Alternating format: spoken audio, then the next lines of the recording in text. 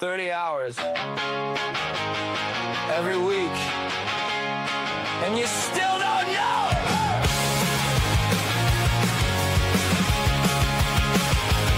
EA drops and the market moves fast. You're reading last week's data. How long does that last? Crude and nat gas telling you a story. Visibility, velocity, that's the glory. One signal every morning before your coffee's cold. Green means go, red means hold. This is rogue radar, signal every day. Oil and natural gas cleared out of your way. 5 minutes of clarity, that's all you need. Get the rogue method free, then let rogue radar read the market. EnergyRogue.com. Hello, folks. Bill and Brian here with a weekly update. We're with Energy Rogue. And you know what, Brian? What? I think if people will ask, we just might get rid of a couple of those Energy Rogue hoodies like the raccoon's wearing. Oh, yeah. I think that's a good idea. I mean, I we think that's a do. great I mean, we idea. do have merch. I mean, we Yeah. do have merch. If you go to energyrogue.com and you hover over the drop down, you will see merch. So That's right. Huh. So you could have an Energy Rogue hooded sweatshirt. And if you contribute to our podcast, not monetarily, if you contribute to our podcast intellectually, we might just send one out for free. You just never know. you just never know. You just never know. We're crazy like that. And that's not all. So today we're going to talk about a subject that seems straightforward, but sometimes can be a tad bit confusing. So we're going to talk about liquefied natural gas. Now, when you start with something that says liquid on the front and gas on the back, you know there's got to be something going on in the middle, right? There's something wrong with that. So Yes.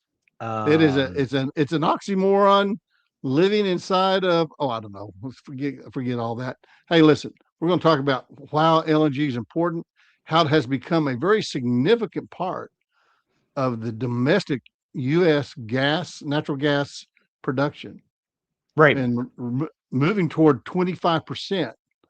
That means every 4 days, one of those days is being sent overseas. Mhm. So just think about that. And so let's talk about LNG and who needs it and why does this thing even exist? Well, there's a couple of reasons. One is that natural gas is a very efficient, clean fossil fuel that can be used for electricity and furnace heat. So it's predominantly used universally for either electric generation or furnace heat. So if it's hot, you may see it in air conditioning load. Right. You may see it in. There's been a lot of talk on data centers using natural gas, and then if it's cold, you use natural gas for furnace heat. It is safe as long as the pressure in the pipeline are good. It is one of the least environmentally impacted combustible fossil fuels that we can utilize. Coal, oil, Right. other products emit a lot of residue into SOx. a lot of residue, and it's not environmental. So there's been a global push towards natural gas, and I'm going to stop you right there, Brian, because you fell into the trap that me and you've been trained for a long time. Mhm. We say that fossil fuels emit a lot of this stuff. But over the last 50 years, the amount that it emits has been taken down significantly. Oh yeah, definitely. And so there's this thing that all that's coming out of natural gas or out of fossil fuels is this black smokestack that has terrible things coming into it. Well, I see some diesel trucks like that. But most of the time, they just needed tuned. But it has significantly changed. It is still more than what that natural gas emits, But as we see this, you see that, and in fact, the United States is one of the few countries in the world that has reduced their emissions. Mm-hmm. And so this is, and while some of the third world countries are increasing theirs. So I just wanted to stop and not paint that so black, but the idea with LNG is that natural gas is much cleaner. That means what it does, it burns everything that's in it. And Right. number two, it's very economic Yes. because we can get it in large quantities. That's what makes it Yes. economic. Yes. Well, and it is relatively, from an energy perspective, one of the cheaper commodities from a heating perspective, or a British thermal unit, or a gigajoule, or whatever unit of measurement that you want to utilize. Decatherm is what we typically use. But currently, we have. Is that when we use it for electricity, we're still generating heat. We're just using that heat to generate usually steam, or in the case of turbines, where it's actually burning it to spin the turbine Mm-hmm. to create electricity. Right. It's still a heat source, but it's used for generators as opposed to actually direct heating to the house. Mm-hmm. Yeah. So we had 428 metric tons of global LNG imports in 2025. And also in 2025, we had 524 metric tons per annum liquefaction capacity. So these numbers will never be the same, because this is capacity and this is what actually happens. So we're going to dive into why these numbers matter, what they mean, and why there is a big push towards LNG. Because the United States, Qatar, and Australia are the three biggest countries to export LNG. And part of the reason that we talk about LNG and it matters is because there's expansions happening in the United States, but they're also happening in Qatar, and we'll talk about Qatar a little bit later. But they're also happening in Australia. So it's because there is a lot of countries that need energy imports, Right. and LNG is something that can be utilized, and it gets countries away from fuels like coal, and when they're using coal, that emits a lot more negative chemicals into the air than natural gas. So, but LNG, it's entering the biggest supply wave ever. The IEA expects 300 billion cubic meters per year of new LNG capacity by the year 2030. So that's only 3.5 years away, um, mainly from the United States and Qatar. And that new supply could improve the energy security and lower prices for import dependent countries. And that shift is a global shift. So, for example, I'm going to look at Rogue Radar, which is our um, product that is only $89 a month, where you can have access to everything at your fingertips, to where you're going to understand what's happening in the energy markets. But right now on natural gas, we are exporting about 14.8 billion cubic feet, because we're on the imperial system over here. And that is relative to 111 BCF. So a significant portion. When you add in the Mexico exports, that becomes closer to 20 to 25% of the U.S. supply that is going outside the country. So now, why is LNG growing? What are these reasons, Bill? Well, so first of all, energy security is a big thing. We found out with the Ukraine war that Mm-hmm. sometimes people you're relying on for your energy may or may not be your friends, or they may or may not be doing things that you agree with. And so if you're not, it's sort of like securing your destiny. That's what energy security is all about. Number two, the power demand, it has been growing as usual. about 3% every year since forever. It has a big change in the last 3 or 4 years with these data centers coming on. And data centers are, boy, they are power hogs, and they want that power. And so as we burn more power, the place to go to get that power to cheaply and quickly is natural gas, using natural gas turbines. Now there's still a long lead time on natural gas turbines, so you still got that to deal with as far as the um, power demand. And so once you see that, Brian, you get that nice chart up there from Energy Row that shows how this This is on how Rogue the Edge, which is our institutional, which allows you to get in and see visuals and interact with them and zoom in and zoom out. But this is our power growth from 2016 on. And I want to take you to, we had a and this growth is and we power growth just based on natural gas, not any right. other sources. Yep. And then you'll notice in 21, 22, we had a launching point. We reached a new plateau, and we reached that plateau.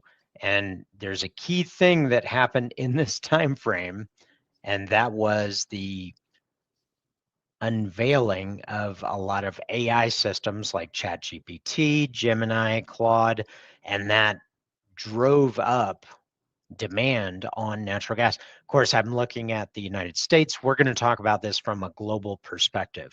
But when we're talking about the top reasons LNG is growing, the first one is energy security. Europe pivoted away from the Russian pipeline as a result of the Russia-Ukraine war and made LNG a strategic necessity.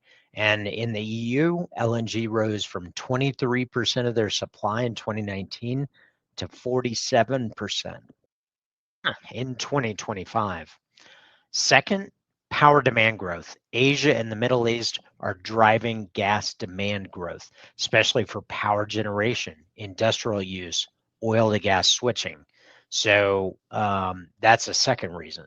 The third is flexibility versus pipelines. LNG can move by ship.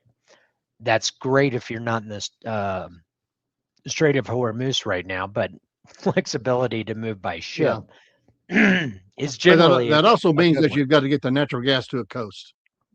Mm-hmm. Mm-hmm. Yeah, if your gas demand is in the center of a country, you got to lay a lot of pipelines. You got to connect that ship to the pipeline. Coal and oil displacement. So you can think about it this way: that there's so much narrative around the energy transition. Let's be clear, ever since we've adopted energy, there's always been a transition. It's been a transition from, say, wood burning stoves to oil to coal to natural gas. So there's kind of an evolution. Now we're seeing one into renewables. But the next iteration is going to be a lot more nuanced and a lot more complicated in mature economies, but it's going to be pretty simple for developing economies because they're probably going to follow that pathway because it has to do with cheap investment on the cheaper fuels, even though it has environmental trade-offs. Natural gas is going to be one of the growing demand centers for the next, I'd say, 20 years, 20 to 30 years. Um, And so right now, and first of all, you'll see why Brian and I don't always agree. If it was a transition, all those other sources would have disappeared. But every one of those sources are still being used in the world today. yeah, And so, and maybe we usually should the call it next, shift. You know, I the, think we're moving to more and more efficient energy sources. right. And so, and we go back to what the MMBTU is. How much MMBTU you get for the cost of whatever that source is. And we say, well, natural gas, you have to lay a bunch of pipelines. Well, let me tell you something. What's happening in some of the third world countries now, there's a lot of propane use because it is mobile in tanks. Yep. And that's where you see a lot of propane being used. Um, but we still have roughly 2 billion people out of 8. So 25% of the world still burning dung and wood. Hmm. Yeah. So there's a long way to go. And the coal and oil displacement, it's hard to believe there are still people in the Northeast who have oil burning furnaces in their Right. houses. Right. So Yeah. here in the US, we still burn oil, burn heating Hmm. oil. That's when you go look at the NYMEX, you see heating oil. That's why it's there, because we use it to heat. And I think all the coal is gone, except for in the power plants. I don't see any retail coal people anymore. So we can Yeah. almost say we've transitioned out of that as a retail. As industrial, coal is still a big piece of the energy complex. Yeah. You can look at it right now, and I'll pull up the electric grid. And again, if you're energy curious and you want to find out about this, this is Rogue Edge. It's $179 a month. We decided at Energy Rogue that most of this data analytics and viewpoints were behind institutional subscriptions that cost thousands of dollars a month. We democratized it with $89 for Rogue Radar and $179 for Rogue Edge. So what you'll notice here is that you do have coal at this bottom portion, and that is something that I was told in 1995 when I started the business, that would no longer be, by the year 2000, we would have zero coal in our power stack. Well, we still have it. So that gets back to Bill's point is when we're transitioning, it's not a complete transition out. There's a space for all of it because there's trade-offs. When you think about renewables, I'll just take a simple example. Well, when it gets cloudy, solar is not going to produce enough electricity. So you need to have some other mechanism to generate power. So there's got to be a blend of that if you want reliability. But the last reason, the fifth, is a new supply wave. The US and Qatar are adding enough capacity to reshape pricing, contracts, and trade routes through 2030. So let's take a look at some of the regional deep dive. And when we're looking at this, we have global LNG exports or imports at 428 metric tons. The spot share, so what that means is that how much of that LNG is traded on the spot market versus long-term contracts? A little over a third. So that's a significant portion. That means the price That's big. flexibility is going to, yeah, it's a lot more than I thought. Um, we have liquefaction capacity of 524 metric tons per annum. Regasification capacity is much, much higher.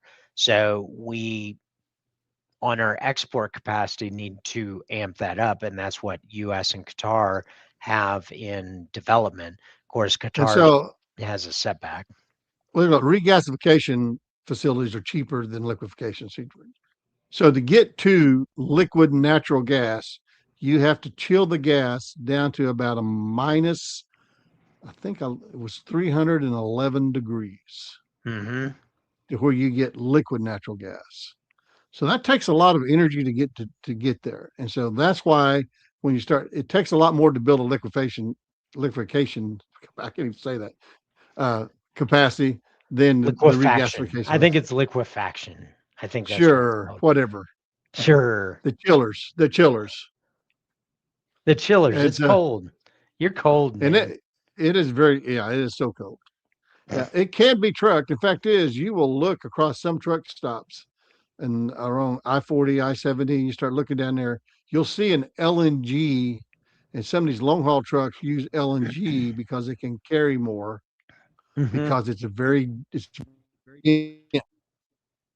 dense and able to be put on ships. That's why we chill it, because on a ship now we can get almost 2 BCF on a ship.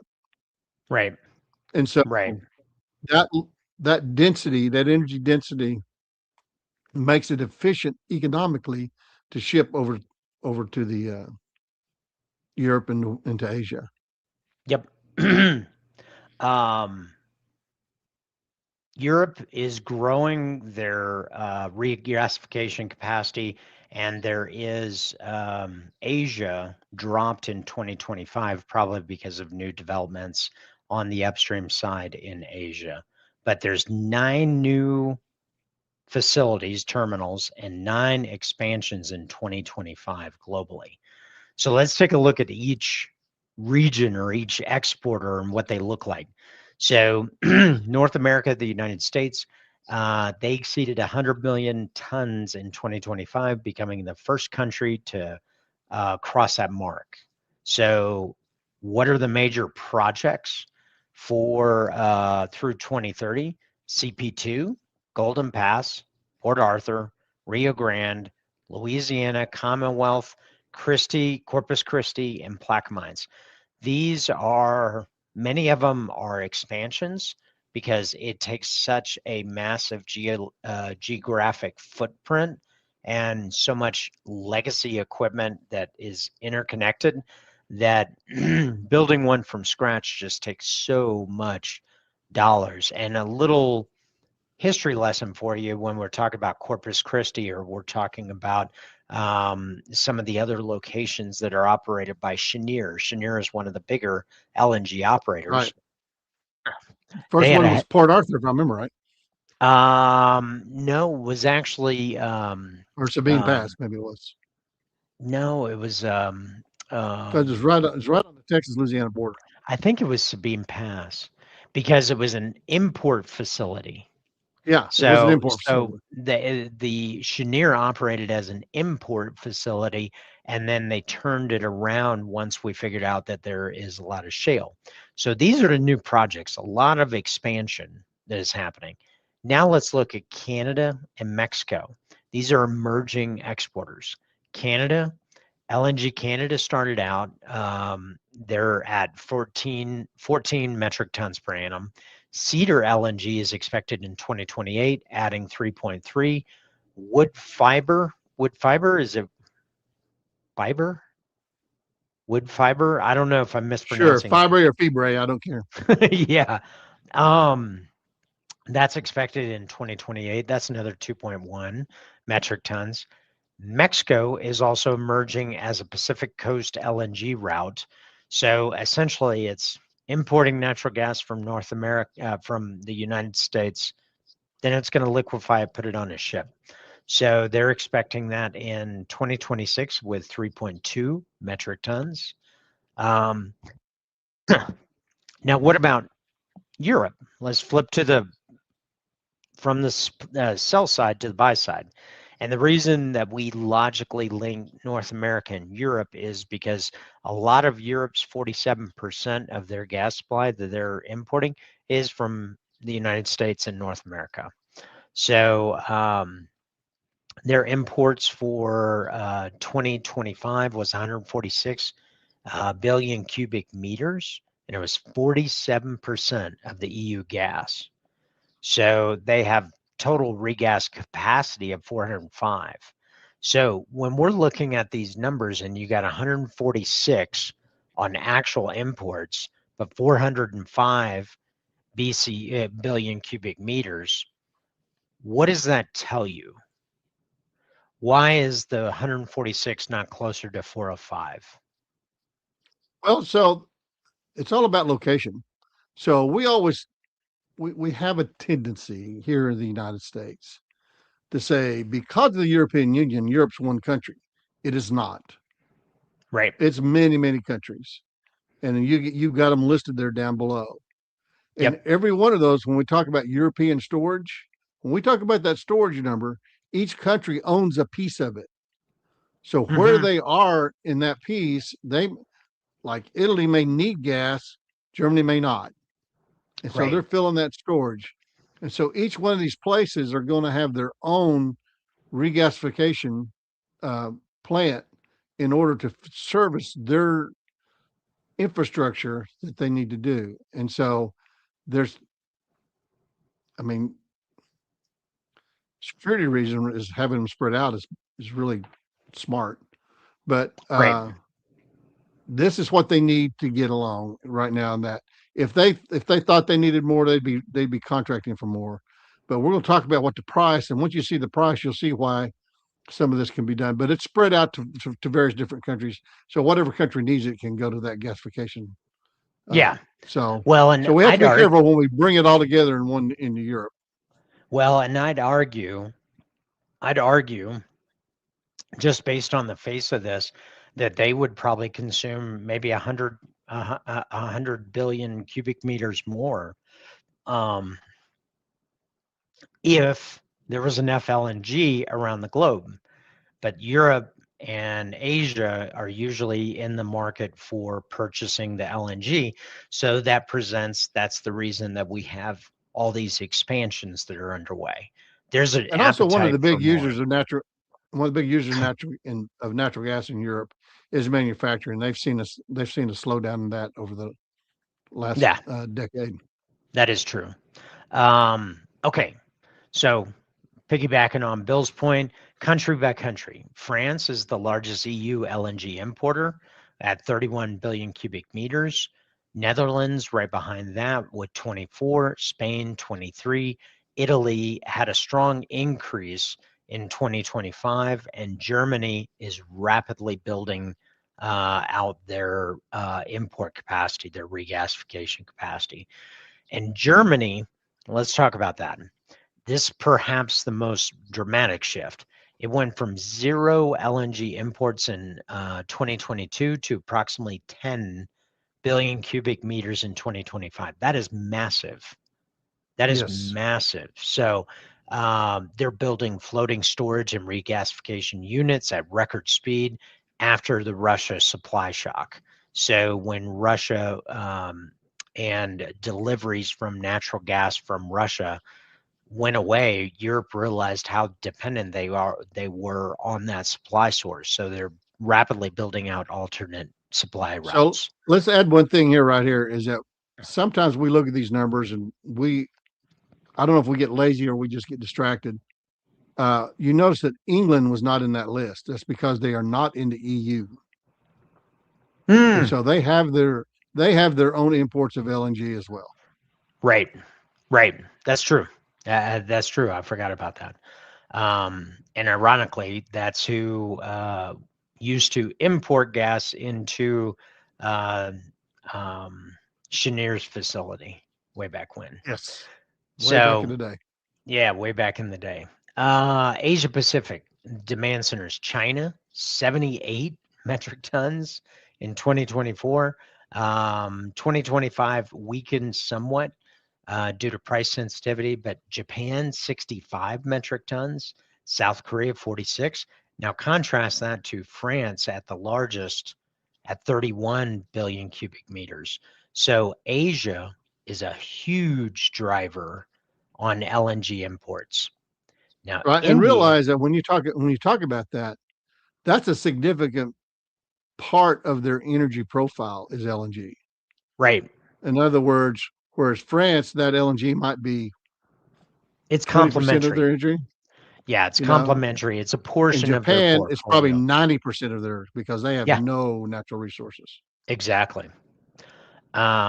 India and emerging Asia.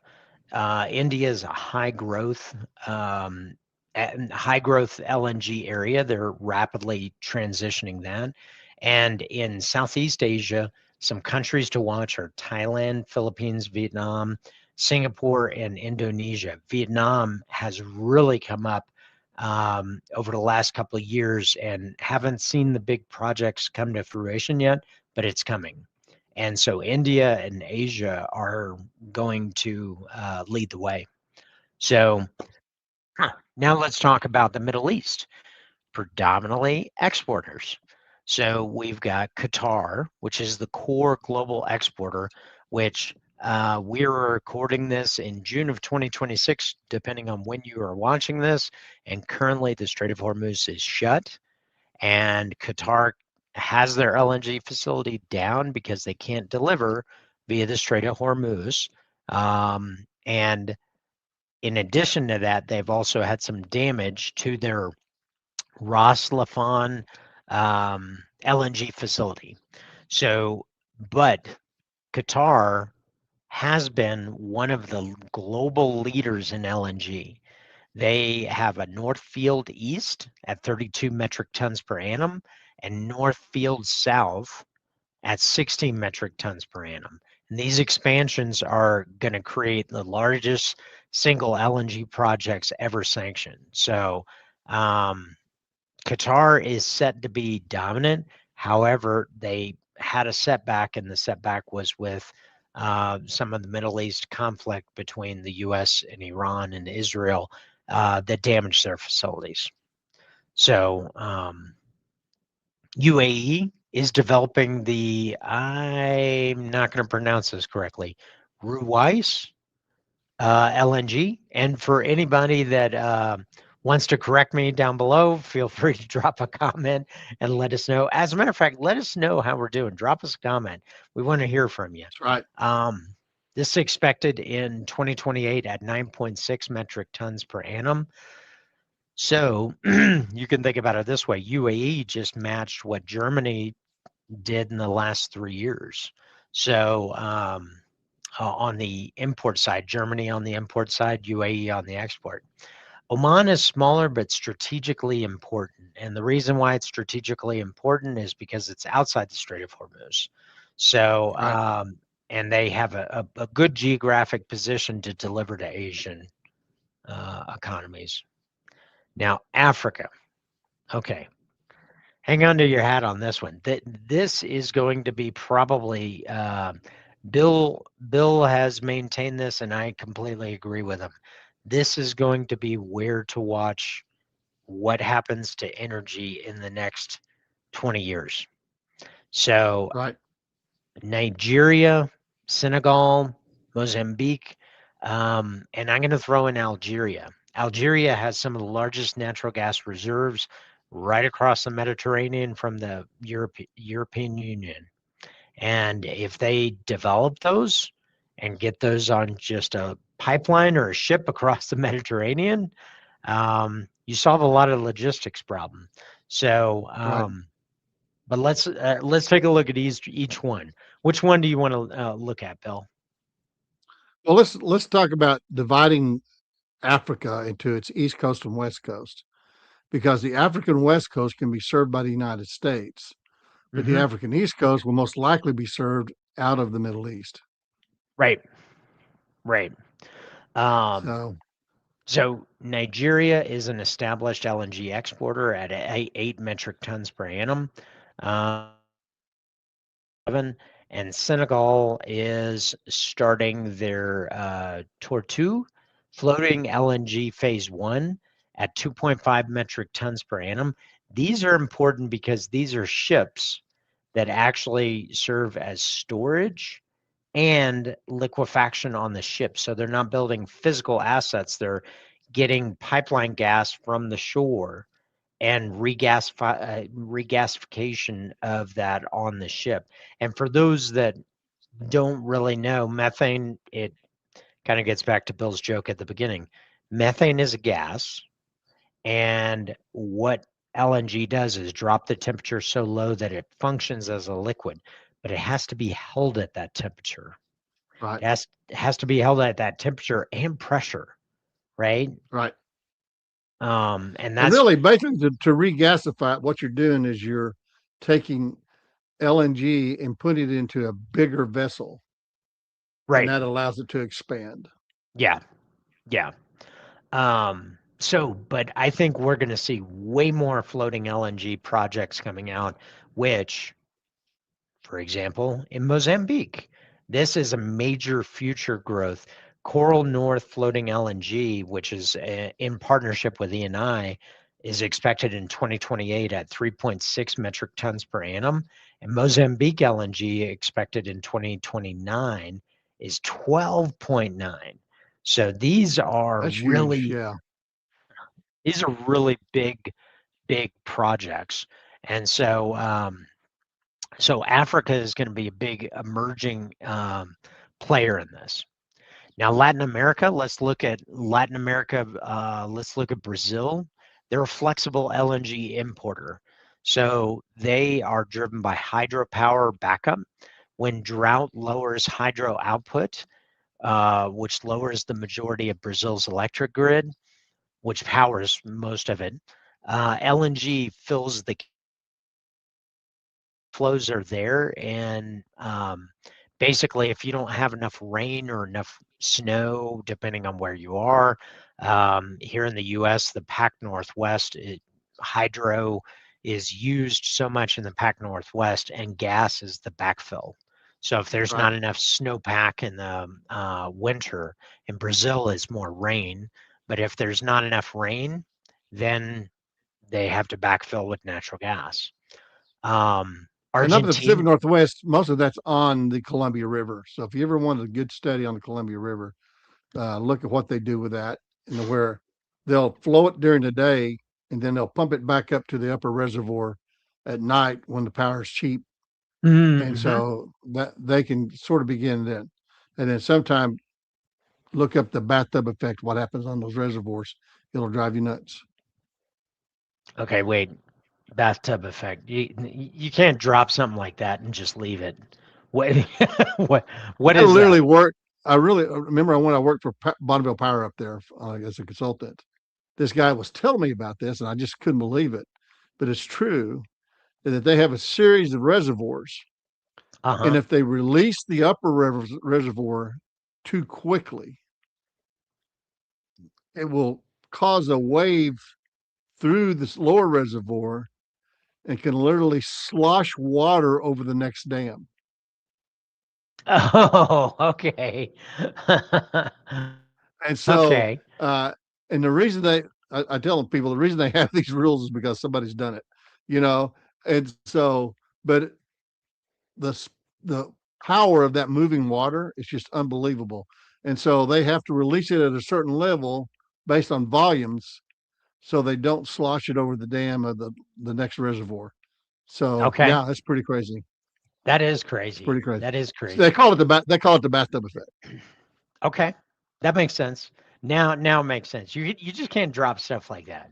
You can't do that. Okay, Argentina is an emerging exporter, and they have two floating LNG or FLNG facilities. One in planned for 2027, one planned for 2028, and 2.4 and 3.5. That's going to make them an emerging player as well. Now, what are some of the major planned export facilities in North America? We have CP, Golden Pass, Port Arthur, Rio Grande, Louisiana LNG, Commonwealth, LNG Canada, Cedar, Wood Fiber, Fibra, and ECA. In the Middle East, we have the Northfield East, the Northfield South, the Ruwais, the Marsa, and in Africa, in LNG Train 7, and that's Nigeria, Mozambique, Coral North, Tortue, Congo, and Cap Lopez. In Asia Pacific, the Pluto Train 2 and You gotta love that name. ZFLNG. You gotta love Pluto Train too, Oh because yeah, it's and it because is it the dog or is it the former the planet or the asteroid formerly known as the planet? This the only. I'm still gonna call it a planet. It's kind of like Twitter. I'm never gonna call it X. I'm only Well, gonna there you call it go. Twitter. I'm not gonna do it. Um, Genting FLNG, and in South America we got Southern Energy FLNG Phase 1 and 2. So the export capacity wave. What did we talk about at the beginning? Approximately. Let's go all the way back. 146, wasn't it?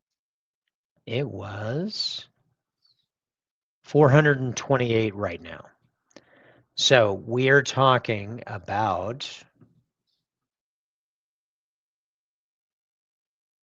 almost doubling it in the next 4 to 5 years. Well, 4 years, 3.5 really.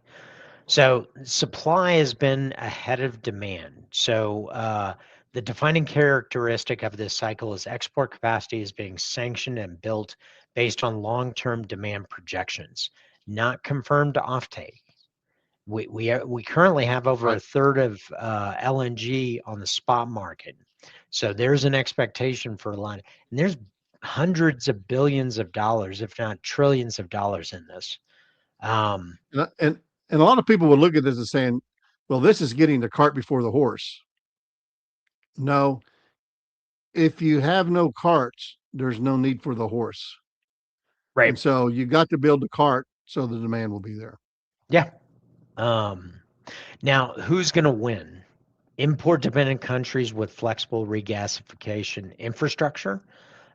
They stand the most to benefit from the supply wave, gaining access to more competitive spot cargoes. And for those that aren't really tracking, we track this on a daily basis. Natural gas today was $3.16 in Henry Hub, Louisiana. And then where are we? Okay, in Europe, the main anchor is the TTF prices, and the TTF is 1670 per MMBTU. JKM is 18, almost $19. So when we talked about demand, you saw that Asia just has so much more demand that they're trying to command that price, especially with Qatar's not flowing right now. So I'm actually stunned that LNG prices aren't way higher than that. I know. And for those who are injury curious and going, what the heck is a TTF? That stands for Tidal Transfer Facility. It's basically located in the Netherlands. It's Mm-hmm. just a pricing point that they use. And not that all the cargoes fly there, it's just a reference point to do pricing. JKM is the Japan Korea marker. And Yep. so that's what they'll stand for. That sort of helps you understand where they belong. And they are not physical points as much as they are pricing points on a financial basis. Right. Right. So we're looking at nearly double our LNG capacity and some of the planned regasification. Now we've looked at the supply side. Let's look at the regasification side. Europe, India, Middle East, China, Southeast Asia, and Latin America. All of these countries are expected to expand their regasification. So who needs LNG and why? The buyer type, energy security buyers. These are countries like Germany, Poland, Italy, Netherlands. These are the ones that realized that they had a vulnerability depending only on Russia. So they needed to replace those supplies. Another buyer type is power demand buyers. China, India, Korea, Japan, Thailand, Vietnam, Philippines. These have to do with electricity growth and grid reliability. So the energy security buyers, you need to think of that as they're replacing other supplies they had before. Mm-hmm. Whereas the power demand buyers are trying to accommodate for growth. Right. That's a good way of thinking about it. Defense, offense, right? Right. Um, you also have declining domestic gas buyers. So domestic production is falling, LNG is filling the gap. So this is Right. ironically where the United States was before we Yes. flipped around our LNG. The United States before the shale revolution was in a declining gas market, gas production market, and that's since flipped. So also you have some seasonal flexibility buyers. These are Brazil, Argentina, Pakistan, Bangladesh. These are for power peaks, hydro shortfalls, and weather-driven demand. And then you have portfolio traders. These are the ones that are optimizing their asset acquisitions and their contract acquisitions in Japan, Singapore, China, Europe. They are single players that are optimizing their portfolio. For example, I did a lot of LNG with Japanese companies, and we had a Henry Hub plus X or plus a percentage of X. So, for example, some of the LNG prices were trading at 120% of Henry Hub. So you have, let's pretend gas is $4. Why am I not doing my math right now? 20% of $4, well, 25%, we'll do 25, is 50 cents.